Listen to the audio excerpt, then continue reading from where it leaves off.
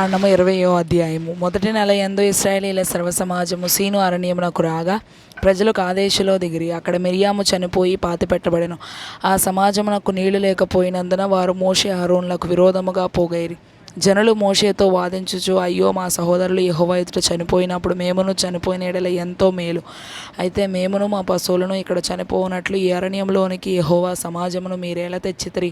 ఈ కాని చోటికి మమ్ము తెచ్చుటకు ఐగుప్తులో నుండి మమ్మను ఎలా రప్పించితిరి? ఈ స్థలంలో గింజలు లేవు, అంజూరలు లేవు, ద్రాక్షలు లేవు, దానిమ్మలు లేవు, త్రాగుటకు నీళ్లే లేవన్రి. అప్పుడు మోషే అహరోనులు సమాజం ఎదుట నుండి ప్రత్యక్షపు గుడారం యొక్క ద్వారంలోనికి వెళ్ళి సాగిలపడగా యెహోవా మహిమ వారికి కనపడెను. అంతటి యెహోవా మోషేకు ఇలాగున సెలవిచ్చెను, నీవు నీ కర్రను తీసుకొని నీవును నీ సహోదరుడైన అహరోను ఈ సమాజమును పోగు చేసి వారి కనుల ఎదుట ఆ బండతో మాటలాడము. అది నీళ్లనిచ్చును. నీవు వారి కొరకు నీళ్లను బండలో నుండి రప్పించి సమాజమునకును వారి పశువులకును త్రాగుటకిమ్ము. యెహోవా అతనికి ఆజ్ఞాపించినట్లు మోషే ఆయన సన్నిధి నుండి ఆ కర్రను తీసుకొని పోయెను.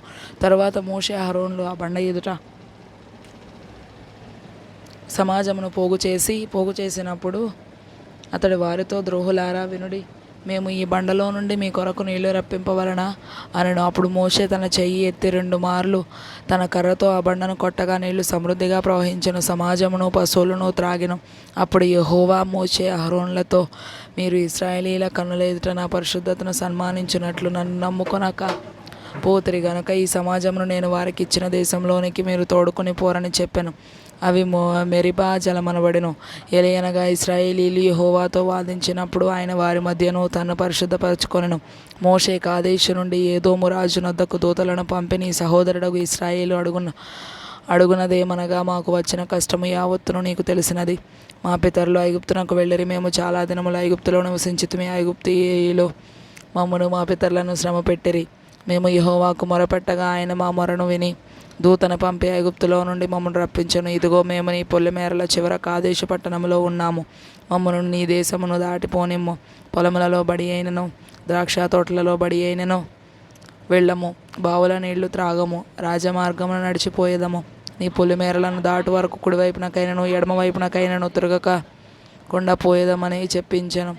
ఏదోమీయులు, నీవు నా దేశంలో బడి వెళ్ళకూడదు, నేను ఖడ్గముతో నీకు ఎదురుగా వచ్చేదను సుమి అని అతనితో చెప్పగా, ఇశ్రాయేలీయులు, మేము రాజమార్గముననే వెళ్ళెదము. నేనును నా పశువులను నీ నీళ్లు త్రాగునెడల వాటి విలువనిచ్చుకొందును, మరేమీ లేదు, కాలినడకనే దాటిపోవుదును అంతే అని అతనితో చెప్పినప్పుడు అతడు, నీవు రానేకూడదనెను. అంతటా ఏదోము మహాబలముతోనూ బయలుదేరి వారికి ఎదురుగా వచ్చెను. ఎదోము ఇశ్రాయేలు తన పొలిమేరలలో బడి దాటిపోవుటకు సెలవీయలేదు గనుక ఇశ్రాయేలీయులు అతని యొద్ద నుండి తొలగిపోయిరి. అప్పుడు ఇశ్రాయేలీయుల సర్వసమాజము కాదేశులో నుండి సాగి హోరు కొండకు వచ్చెను. యెహోవా ఎదోము పొలిమేరల యొద్దనున్న హోరు కొండలో మోషే అహరోనులకు ఇలాగు సెలవిచ్చెను. అహరోను తన పితరులతో చేర్చబడను. ఏలయనగా మెరిబా నీళ్ల యొద్ద మీరు నా మాట వినక నా మీద తిరుగుబాటు చేసితిరి గనక నేను ఇశ్రాయేలీయులకు ఇచ్చిన దేశమందు అతడు ప్రవేశింపడు. నీవు అహరోనును అతని కుమారుడైన ఎలియాజరును తోడుకొని హోరు కొండ ఎక్కి అహరోను వస్త్రములు తీసి అతని కుమారుడైన ఎలియాజరునకు తొడిగించుము.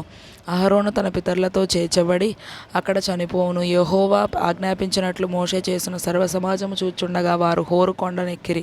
మోషే అహరోను వస్త్రములు తీసి అతని కుమారుడైన ఎలియాజరునకు తొడిగించెను. అహరోను కొండ శిఖరమున చనిపోయెను. తరువాత మోషేయు ఎలియాజరును ఆ కొండ దిగివచ్చిరి. అహరోను చనిపోయినని సర్వసమాజము గ్రహించినప్పుడు ఇశ్రాయేలీయుల కుటుంబీకులందరూ అహరోను కొరకు 30 దినములు దుఃఖము సలిపిరి.